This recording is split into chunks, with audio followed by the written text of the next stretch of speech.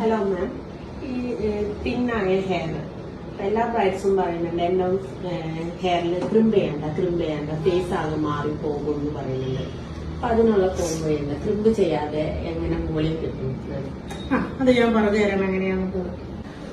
ഈ hair crimp ചെയ്യുമ്പോൾ ഇപ്പൊ എല്ലാവരും സർവ്വസാധാരണമായിട്ട് ചെയ്യുന്ന ഒരു കാര്യമാണ് ബ്രൈഡ്സിന്റെ ഹെയറിൽ ക്രിമ്പ് ചെയ്യാന്ന് പറയുന്നത്. അപ്പൊ എനിക്കൊരു സജഷൻ ഉള്ളത് പറയാൻ, വളരെ തിന്നായ ഹെയറിൽ ഒരിക്കലും ക്രിമ്പിങ് ചെയ്യരുത്. അതിനു പകരം നമുക്ക് സ്റ്റൈലിംഗ് ചെയ്യുമ്പോൾ വോളിയം കിട്ടണമെന്നുണ്ടെങ്കിൽ സെക്ഷൻ ബൈ സെക്ഷൻ ആയിട്ട് നമ്മൾ ഈ പൗഡർ ആപ്ലിക്കേഷൻ ചെയ്താൽ നല്ലപോലെ വോളിയം കിട്ടും.